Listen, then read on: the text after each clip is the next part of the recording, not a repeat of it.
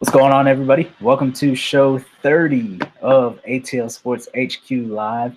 I'm Phil Beasley. You can follow me on Twitter @_ATL Phil. What's going on, everybody? I'm Derek Clemens. You can follow me on Twitter at Derek Clemens.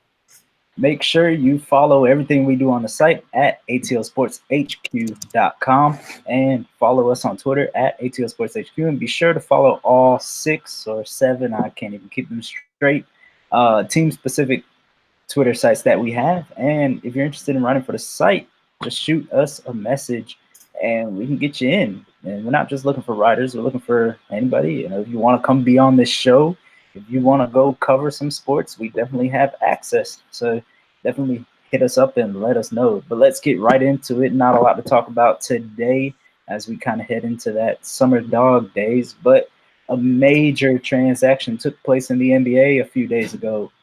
Mr. OKC is no more. So OKC had that big four a few years ago, and now it's the big Dennis Schroeder face of the franchise experience again. We all know how that went in Atlanta. But OKC decided to trade Russell Westbrook down to Houston so to reunite him with uh, James Harden. And in exchange, they got some draft picks and they got CP3. But CP3 and OKC have no intention on playing with each other. So expect CP3 to be moved again. And if no viable trade partner is found, he could get bought out and potentially, I'm sure the Lakers would put their hands in that. See, I don't not too many teams really need a starting point guard. I don't know if CP3 would be willing to kind of put his choir aside and be a backup anywhere, but he'd have a lot better chance finding somewhere. And I'm sure he doesn't want to play for the minimum either, but there's only 2 or 3 teams that even have any sort of cap space left. But what was your reaction when this trade went down? I was very shocked. I didn't think that the Rockets were going to be able to put together a deal and get CP3 off of their books, and for him to even not even be a three-team trade. I thought that would have to be the case for it to happen. And I mean, it just seemed like the Thunder got what they wanted in the picks, more adding on to more picks, and just letting Russell go to where he wanted to be. That was obviously one of the places that he favored to team up back with Harden again. But I mean, I think it's great for the league. Another trade that builds another dynamic duo. I mean, there's so many in the league for next season. It's going to be fun to watch to see a lot of them go at it. CP3, I have no idea what's going to happen with him. The only team that has showed interest that I know of is the Miami Heat. And they have to find a way to find out who they're going to send back to the Thunder, because they'll have to give up a little bit of something. And I mean, if they buy him out, I mean, he's still owed, I think, $120 million. So I don't know exactly how that works for the buyout, but I mean, that's just a large amount. So I think it's going to be weird to see what happens with Chris Paul, because I don't think he really has intentions to play with the Thunder next season. Yeah, and there's no point. The Thunder are clearly in blow it up rebuild mode. Their best player now is Dennis Schroeder and Steven Adams, so not exactly a coup that's gonna get you very many wins. And then of course, the future OKC decided to do this, but they did it the right way. They went after. They have about 15 draft picks in the next 15 first round draft picks in the next 6 years, I believe. So they're stacked. They're doing this the right way. If they wanted to eventually down the road, once their young guys start developing a little bit, they could package some of those picks and try to get a star. But as far as free agency, I don't see anybody lining up to go to OKC. Now, as far as the fit in Houston, I said this with CP3 and Harden when that first happened. I don't like it, and they kind of proved me wrong. They went to the Western Conference Finals. They should have been in the finals, which means they should have won the championship last year. Honestly, I think they would have beat Cleveland just as bad as Golden State beat Cleveland last year. but they couldn't get it done. And then of course there was some infighting. It seems like we're seeing this more and more with CP3 at some of his stops. But as far as Westbrook and Harden, now I know they played together nicely back in the day, but Harden's game has changed to where he's basically a point guard and dominates the ball. But Russell Westbrook is also a ball dominant point guard. So now you have two of them. Who's going to defer? Is Harden going to be more of a catch and shoot guy, or is Westbrook going to be more of a catch and shoot guy? But what people don't realize, Russell Westbrook isn't really a good shooter. He shot about 29% from three last year. Um, he's not a great outside shooter. He's a volume shooter, but he's not a knockdown shooter. He's not someone you want just hanging around on the wing. So they're really gonna have to work that out. Forgot coach's name. I forgot his name. Mike D'Antoni is really gonna have his hands full, and I'm sure they want it to work. I think Russell and Harden have a great respect for each other, but it's going to be a work in progress, and I don't think Houston's going to be blazing out the gates. But this year it's anybody's league pretty much, so we'll see what happens. I think it's definitely going to take them some time. And I think the only way for this little duo to work is if Russell is coming off the ball and playing sort of that two guard. Because, I mean, Harden has literally changed his game entirely, and he has to have the ball in his hands to be at his best. And I think it's a possibility. I mean, we all know Russell goes 100% no matter what.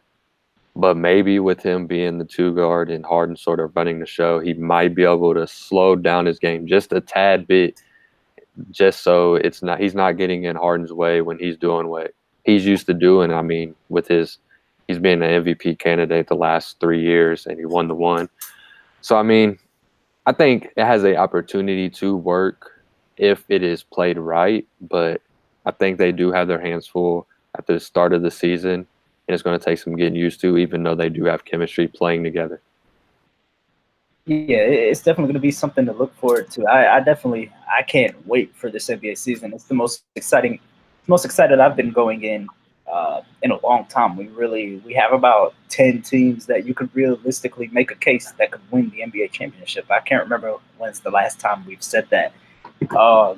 So yeah, the dead period is here. This is my least favorite sports time of the year. MLB is just in their dog days of summer, just playing every day.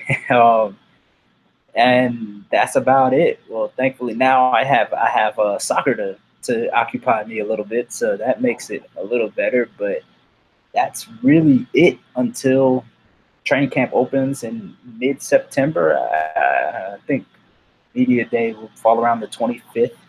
NFL starts up soon, but I don't really keep up too much with NFL until like the regular season starts. But how do you pass time waiting for NFL and college football to start up? Is one of the most boring times of the year. I mean, because I'm not a huge baseball guy, so I'm not really into, especially at this time of the year. I mean, for the MLB season, I mean, I watch it in the playoffs and stuff, and then I'm not a big soccer guy either, so it's hard for me to get into that. So really, I'm stuck watching. Sometimes I catch the little classic games that NBA TV throws on, or I mean, really, you just gotta watch Stephen A. and Max Kellerman talk about the same thing for the next 3 months until something else comes on. I mean, there's really nothing else to watch sports-wise. I haven't watched the episode of First Takes. It's gotten even worse. I mean, I've slowed. I used to watch it like every day, but it's gotten even worse, like pretty much recently. Yeah, I feel like I know they do it on purpose because drama brings views. So you got to take it with a grain of salt, pretty much. They're gonna say stuff off the wall on purpose. That's what gets the conversation going.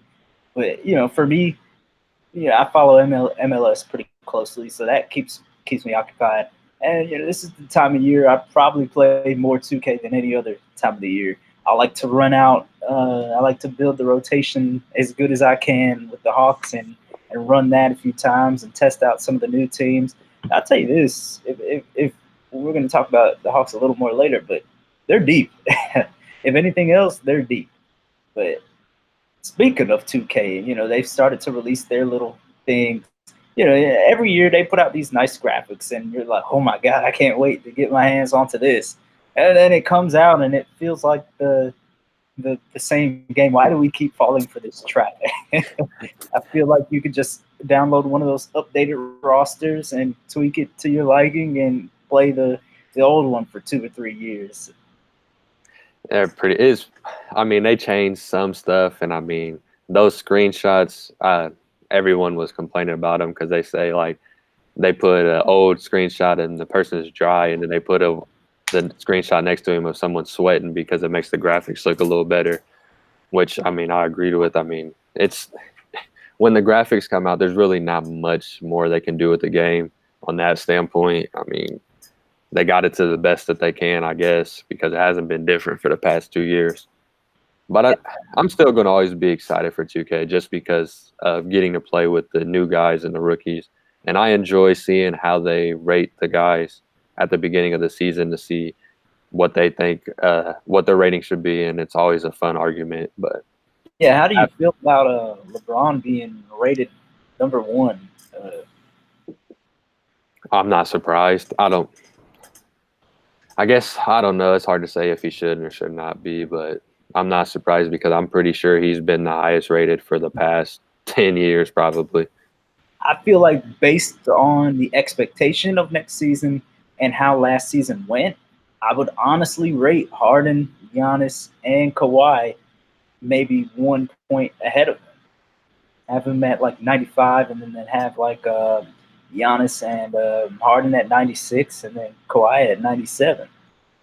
They definitely ain't going to do that. Yeah, they was either going to have LeBron first or maybe second. I was surprised that they had Giannis third I think he was a 96, and LeBron and Kawhi were 97. But they said LeBron was just ahead or something. Yeah. But those ratings are subject to change. After the first week of the season, it could entirely shake up. It's like a few notable. Well, the only one for the Hawks that's been released so far is DeAndre Hunter at 77. Where do you see Collins and Trey coming in at? I think Trey will get the edge and get a 85, and then Collins will get a 84. Yeah, I think they'll both get 84. Trey's deep. It's hard to when you just talk about an overall number. It's hard to tell what putting in his grades on defense will do for that overall number. But offensively, I mean, he's a great video game player. But one notable thing I did see, I don't like them giving Steph a 99 at 3-point shooting. A 99, give him a 98. He's not perfect. He doesn't make 99% of his threes, so I wouldn't give him perfect 3-point shooting. I think that's just falling into the Twitter hype narrative. I think they had him a 99 last season too. Then what'd you say? I made Trey a 99 and 3-point shooting on my rebuilt rotation. Someone they did, I thought they overrated. They did it last season too. I forget how high it was, but Donovan Mitchell, he was listed as an 88, just one grade lower than Jimmy Butler and Klay Thompson, which I don't agree with. I think Donovan Mitchell has been a little overrated in the media's eyes and stuff. Yeah, I think they just like his personality. He seems like a good guy. Future Hawk, I think. Hey, don't get me wrong. He's very good. He's very good. But so let's talk about so this coming season out of the NBA. James Harden led it this year with 36.1 points per game. I think that was the highest since Michael Jordan in 1986-87. Who do you think will take the crown this year? I mean, obviously James Harden isn't going to be able to score 36.1 points per game this year with Russell Westbrook by his side. So who do you think takes the crown? I couldn't hear the question. It was breaking up. Who do you think will be the highest scoring NBA player High this year? scoring. Oh, okay. That's a hard one because I mean everybody's with somebody. I'm gonna. I guess I'm gonna just go ahead and just say Harden because I mean, just he. I think he's still gonna get those shots up because that's his game. That's what he's gonna want to do. So really, it's. I think most likely Harden. Maybe Curry could be up there if he just decides to go off like he did his MVP season because I mean he has the opportunity to do so with Clay hurt. So, but I think it will most likely be Harden. I'm gonna go with either Giannis or Curry. I think Curry's gonna have a spectacular year. Um, yeah, it's gonna be interesting though because he's always, even back in the day, he's always had other ball handling stars next to him. Not having Clay next to him, I think, is really going to affect him. But he is going to have D'Lo next to him, though. So I think it's going to kind of even out. Will be interesting because Clay should be ready to come back January, February. So that's going to be interesting to see how that's going to shake out. Is Russell just going to be like a Lou Williams type six man, or what? I mean, we're talking about a former All Star here. So Played his that's best basketball. I mean, he just looked great last season. So right. that's And hard to bring him off the bench. they said they're not going to flip him. So, I think they're lying with that, but we'll see. but summer league came to an uneventful end. Man, how we missed last year's summer league. The is it Memphis or Utah? The I had it, but I think the Grizzlies. The Grizzlies won the summer league championship. You see how exciting it was. I can't even remember what team it was. Very uneventful. Most of the top guys ended up not playing. Zion played a half. You didn't. There just wasn't a lot of storylines. One of the biggest storylines was Taco Fall. So that shows you how uneventful it was. There's it, after a couple of just amazing summer league seasons. Is the hype, which was overhyped in the first place, is the hype coming back down to earth? Are teams really going to start holding out their top draft picks of this showcase and competition? Like what do you think is the future of NBA Summer League? I hope not, because if so, I mean, it's just a waste to even televise. I mean, Right. my goodness, it was so like it was hard for me to have it on in the background, let alone sit down and actually watch and evaluate some of these guys because it's just a pickup game at that point. I mean, there's guys out there fighting, trying to get a career out of the summer league and Yeah. trying to find a roster spot. But I mean, fans want to see those top guys. And I just think they need to play. I mean, it was fun watching Summer League last year with all the guys like Trey. I mean, and Collins played. And then the year before, I mean, it was fun watching Lonzo, Kuzma, and all those guys. I mean, they just have fun. And with it not being completely serious, but they make it competitive when you have those top guys playing. Yeah, I definitely think they're gonna have to. You can't force teams to make their top guys play. But I remember, teams used to send some of their regulars. J.R. Smith used to play in summer league every year. Back in this like the mid 2000s, J.R. Smith was there for like 5 years straight. You would see some of those end rotation guys play there for years. I'm sure it won't go back to that, but they got to figure something out. I mean, come on, you're a rookie, get your feet wet. This is your first taste of semi-professional ball. Throw those players out there. And I mean, I understand not you don't want them to play every single game. That's fine. But I Right. mean, if you have no injuries, I mean, there were some guys like Reddish, he was hurt. But there was guys, I mean, like Cover. There was really no reports of him having an injury until the summer league came up, which was weird to not see him. Like, I mean, just at least play one, maybe two games, and Yeah, I'm sure they were practicing. yeah. 'Cause I'm sure ESPN wasn't happy about it because every game was televised. So I'm sure they could have been showing some other stuff. But let's talk about our Hawks. The only roster move in since last time was we said bye bye to Jalen Adams after his miserable summer league. I never saw the hype over Jalen Adams. I hated when he played last year in the regular games. I don't know how we held on and were decent toward the end of last year with Jalen Adams as our backup point guard. The only thing he could do at an NBA rate was shoot the three if he's open towing the line. That was literally his only NBA trait. You never want to see a guy lose his job, but at least he did get to pocket that $100,000 guarantee. So good luck to him. I don't think he'll find another NBA home, but he did really good in the G League a few years ago. 15 points per game, 6 assists per game. That's decent numbers over there. Maybe he can catch on in China or England. Some one of those other Greece, one of those other leagues. Maybe the NBA down under in Australia. Good luck to him. Do you have anything to say about him?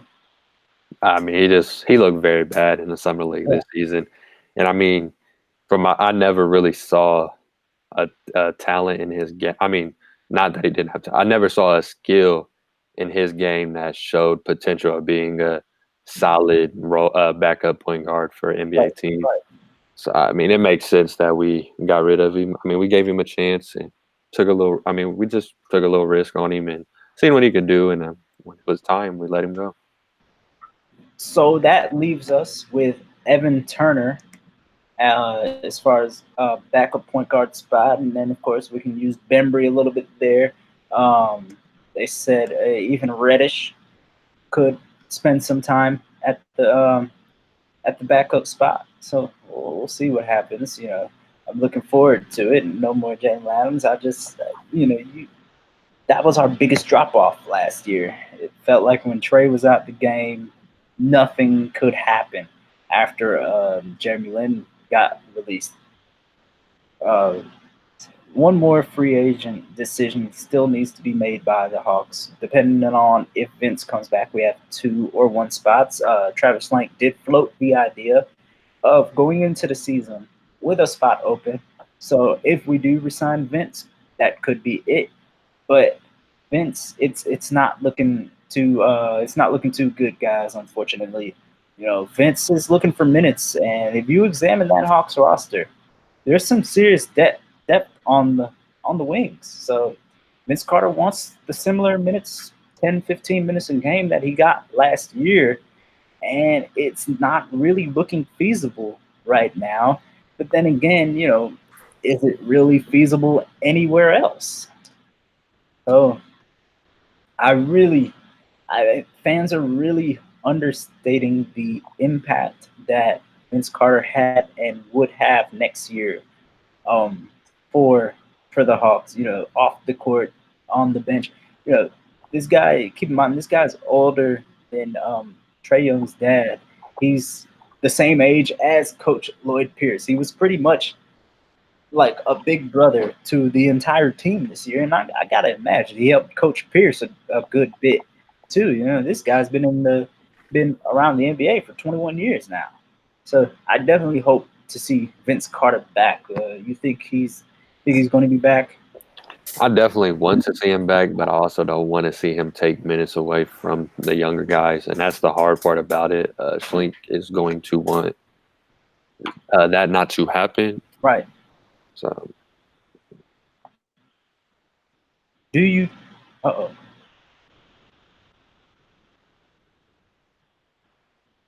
Think we lost him. Let's give it a minute and see. While we wait to see if he comes back, make sure you guys check out the article I sent out yesterday, um, talking about Hawks fans really should just temper their expectations a little bit. I think fans have been a little overconfident in the team going to this year. I've seen many people expecting us to make the playoffs. Now I caught a little bit of flack for this. I'm not saying the Hawks won't or can't make the playoffs, but there it is. But I do think fans should temper expectations a little bit. Don't put expectations on this young team. Let them figure it out. It's no guarantee that we will be much better than last year. Losing Kent Bazemore, Dwayne Dedman, that's not little. Those guys had a huge impact on and off the court. So I think we got to be patient, go in there open minded, and just enjoy it. It's going to be exciting. They're gonna play good. There's going to be struggles, especially defensively. And also take pressure off these rookies. We have been very, very lucky the last few years with John Collins, Trey Young, and Kevin Herter. It should not be expected that these rookies will just come in here and flourish too. It doesn't always work like that, and we've been very lucky that it has worked like that the last few years. But do you think we make the playoffs? I wouldn't expect it going into the season. I would definitely not expect it. I mean, that's asking the team to add on about 13 wins around Yeah, that range. Because I mean, you'd have to win. I think last season HC won 41 games, if I'm not mistaken. So you're yeah. asking to win about 41 to 43 games, assuming wise. So It's I mean, that's hard to do. it's possible. I mean, we're a better constructed team. We're a deeper team this year.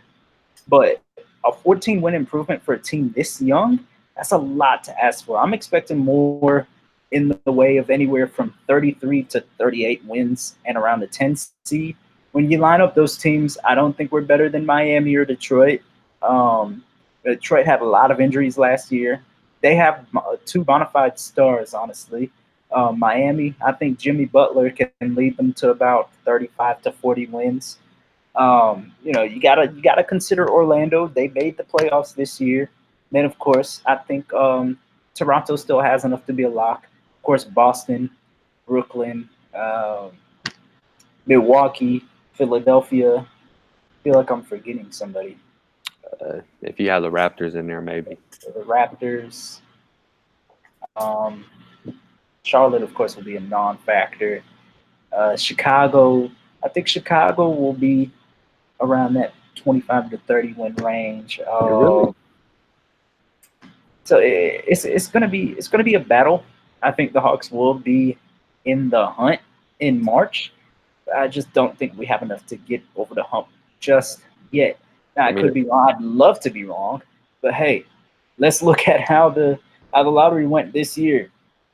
Anybody can win it, so you never know. We could get lucky. it just all depends on how Reddish and Hunter uh, transfer into the NBA. Bruno also, because I mean he's going to be playing a lot of minutes at that center position. We're talking about a second round pick. It's not going to be all peaches and roses for him coming out the gates. Yes, his body looks ready, but let's not come in here and expect him to fill Dwayne Dedman's shoes.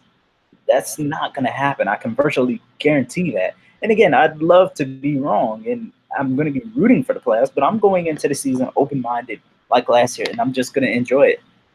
So, People just, I mean, I'm especially Reddish. I mean, he was my favorite guy coming out of college, but I'm not expecting him to just come in and just light right? up the league instantly. I mean, I'm high on all these guys in Hunter, Reddish, and Bruno, but I mean, I don't expect them to be the three rookies that just come in and give us 15 more wins so we could get into the playoffs. I mean, I've seen fans say we're going to be seventh to sixth seed, I've seen which is four, ridiculous. and I've even seen teams say we have our core, we have our stars that are going to lead us, and we're not going to need to get premier free agents, and that we're all set, and we can just use that money for filler guys. Let me We, tell you that ain't happening. With all due, y'all know how much I'm a fan of Trey Young and John Collins. They cannot be your two best players on a championship team. Period. We're especially gonna not right now. No. Now we're gonna need some players out of that 2021 crop, which is deep. I think we talked about it the last 2 weeks. Yeah. Let's throw out an over under for the number of national TV games that the Hawks will have this year. Last year they had not including NBA TV. Last year they had one that was on ESPN. The Mavericks and the Hawks, the opening night of State Farm Arena, at Luca versus Trey. They had none the year Dennis Schroeder was our fearless leader. And then the Dwight year, they had 8, and that was right in the middle of the pack for the league. Typically, you see like the Warriors. I'm sure the Lakers will have probably about 35. That's usually peak around 35 national TV games, and then there's one or two teams that have 0, a few that have 1, and then it goes up from there. Um, honestly, I really think they're gonna bite on our excitement, and we're gonna have 7 or 8 this year between ESPN and TNT. Don't think we'll have any of those Sunday showcase or Saturday night showcase on ABC. We haven't made it there yet, and I've seen people floating around that we should have the Christmas game with Dallas. It ain't happening. No. It's not happening. I promise. I'll give. I'll buy people tickets if that happens. Why would that need to happen? I mean, because there's a rivalry on Twitter of a few Mavericks fans and a few Hawks fans. I guarantee there's bigger rivalries on Twitter out there. Yeah. I think Christmas will be Lakers Clippers. Um, I'd say Celtics, Philadelphia, maybe Toronto. Nah, they're not going to give it Canada. That will ruin views. They're not going to give a Canada team Christmas. But Brooklyn has to maybe. Well, they always give New York that game, so Brooklyn and New York. The Knicks are going to be in there for sure. Houston and Houston and Portland, or Houston and the Jazz, something like that. That'll be the Christmas games. The Hawks, they're not there yet.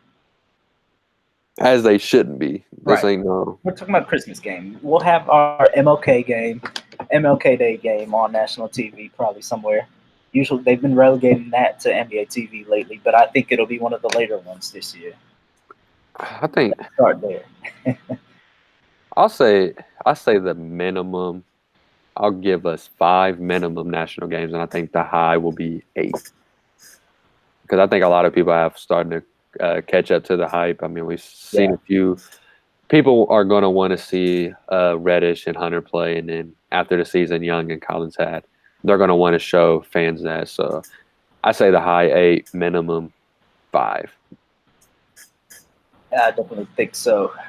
But that'll do it for our basketball talk. Let's transition to the dog days of summer. The Atlanta Braves, still hot. They've won 4 in a row coming out of the break. The trade deadline is looming, so hopefully they'll be looking at making some pitching moves. But now I'll tell you, nobody can slow down those bats.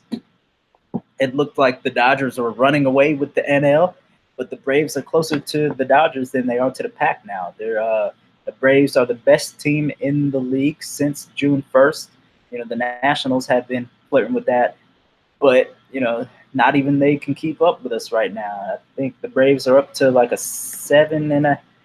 either a 7 or 8 game lead in the NL East. Nobody saw that coming about 2 months ago. The Braves were flirting with 500 over the first 40, 45 games of the season, and they figured it out. This team is a World Series contender. The only thing that can basically stop them is that relief pitching, which, in all honesty, if you look at the ERA in whole, it hasn't been bad. So if they can make 1 or 2 moves, maybe get another starter, get a closer, this is a World Series contender this year. So, they're sitting at 58-37, 7.5 games above the Washington Nationals, 9.5 games above the everybody crowned division champs after 3 games, Philadelphia Phillies. So things are going really, really well for them right now. Let's hope they can keep it up. I remember one year, not too long ago, we had a 9-game lead going into September, and we lost it. I don't know what year that was, maybe 2009, 2010, somewhere around there. You don't want to see that happen again. So let's hope for some moves. Make sure you follow Bob and TLW had Chop Up, Chop Down, and also Stewart's been lending them a great hand as of late. They cover every single game, and they do it well, and they have a great following, a great little hive over there. So make sure you guys check that out. Our Atlanta Dream, it's been tough sledding this season without Angel McCautry. They just can't get it done. They've caught on a little bit. They've won 4 of their last 10 after that 1-8 start, but they're still tied for the worst team in the league. They're 5-11, 2.5 out of eighth, but they're finally showing some signs of life. They're about so let's see, 16. They got 18 games left, so they can still make the playoffs. The crazy thing about the WNBA, 75% of the teams make the playoffs, so they're still in it. But they got to get some wins. Yeah, they're 4-6 at home, but they're only 1-5 on the road. So they, of course, they're going to have a lot more road games coming up. They got to get it done away from home. In Atlanta, you got to go support those girls. I can't find any official attendance numbers, but I guarantee we're in last place. It's been a little better. I think they had like Friends and Family Day the other day. They had 2 Kids Days, so that's boosting numbers a little bit. But SEC Media Days, I don't know, Media Week, I don't know what they call it. I just heard them talking about it on 92.9 earlier today.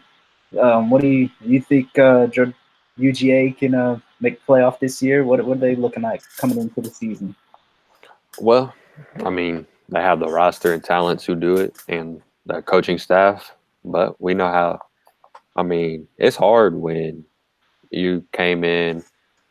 I mean, you were literally a play away from winning the national championship, and then you were a play away from getting into the playoffs last season. I mean, that can get teams down, or that can pick them up. And it seems like from how Kirby was talking, from the little things that I saw, it was on while I was at work, but I caught a few quotes, and he said the motto this year was "do more." He seemed a little frustrated, and he said, uh, "We got to stop looking at the past and just seeing um, the failures. Really, that it's a failure to get all the way there and never not be able to finish and stuff." And he talked a little bit about that. So I mean, we're always going to be in the mix just because of our recruiting. I mean, we have one of the best recruiting the past 3 to 4 years, and I mean, it's just all about game planning and finishing games. That's been a problem for all Georgia Atlanta sports. So I mean, they're going to definitely be in there. Definitely, obviously, at the beginning of the season, I mean, they'll be ranked probably in the top 5, maybe, I think they're maybe. probably Yeah, they'll probably be around there. I doubt they fall out of the top 5. But I mean, their schedule it's not the toughest, but it's not the easiest also. So it's going to be interesting to see. I mean, we lost the wide receiver in JJ Holloman, so yeah. he was going to be one of the bigger pieces on that receiving core because he has experience. So we're going to be relying on a lot of guys that haven't played at the collegiate level at this and been expected to perform at a high level because they're going to be the main guys. So I mean, as a fan, yeah, you should expect to be right there in the playoffs. But I mean, you just never know with college football. Anything can change each and every year. Teams get better. Teams just don't fit together, and some of the veterans that they lose, their juniors and seniors, it's too much of a loss, and they're not able to pick it up the next season with their younger guys. But I don't think that would be a problem for us since we had a lot of freshmen last season, and they played well. And I think that experience that they got to have because of some injuries that we had, it will help them coming into this season. So I Yeah. expect big things for sure. So to make the playoff, they probably need to go 11-1. Who do you think that one loss would be for Notre Dame at home? Or I think that is one that's going to be tough because we went into their home or not last season, but 2 years ago, I think it was, and we beat them. I would have to let me pull up the schedule. That's definitely one of them that I do remember. you have to go to Auburn this year, I think. Yeah, Auburn. Got it right here. Let's see. I think the biggest scare is Notre Dame. Definitely, we do travel to Auburn to play them, which will always be tough. But we've played Auburn well the last season and in the second game of the season before that, and I just think we're more talented than them coming into the season. But like I said, you never know. Things change throughout that, so I think the biggest games will definitely be Notre Dame and Auburn to look for a L. Yeah, it should be an exciting season for UGA, and probably another matchup with Alabama, either in the playoff or the SEC championship game coming again. As I'm far as tired of seeing them. as far as our buddies in Atlanta, Georgia Tech, it's exciting times for them. Not expecting too much this year, but they're building a solid program down there. Recruiting is doing well. So I think hopefully we can get on a really good path with Georgia Tech. They announced, they'll be playing a game in Mercedes Benz each year, so that'll be exciting. Even though they play in Atlanta anyway, Mercedes Benz is such an amazing facility. It always ups the level of intensity. I'm telling you, even if you don't want to go for the football, Bobby Dodd at night, just go for the view. It's just an amazing setting. I can't think of a better setting in college football, right there with all the buildings behind you and everything like that. It's amazing. As civil engineer, I like that kind of nerdy stuff. But anyways, should be an exciting season. And don't forget about our smaller teams. Support GSU, um, Morehouse, Clark Atlanta, and Kennesaw State. They all have pretty good programs, so check them out, of course. And also, let's talk about our Atlanta United.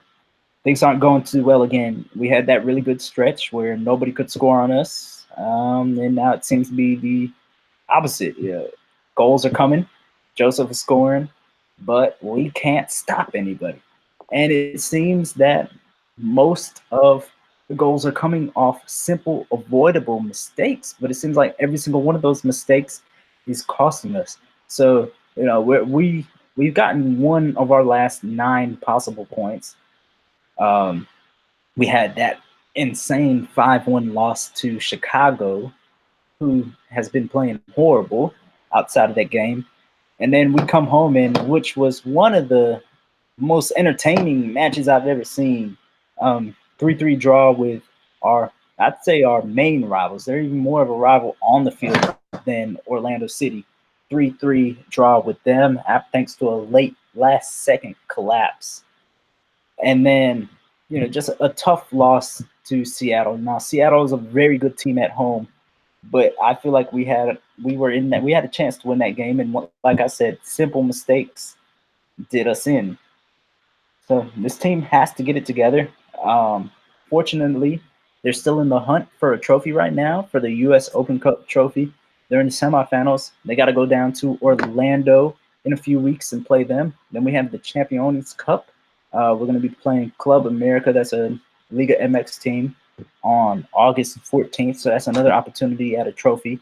And, through all the thick and thin, we're still right there in the mix. We're still right there in the midst of the playoff hunt. Nobody in the East really is playing great football right now. So we're right there. As far as the league in general, though, LAFC and LA Galaxy are just playing on another level, and we got to see both of them soon. Outside of our Houston match tomorrow, it's not an easy schedule, so we got to get it together. Hopefully, we get Barco back soon and Tito. Hopefully, at some point, George Bello, the 16-year-old from Douglasville, hopefully he comes back soon. I think he can provide some depth. And unfortunately, Breck Shea tore his ACL, so he will be out. Hopefully, we get Mr. Pogba back soon too.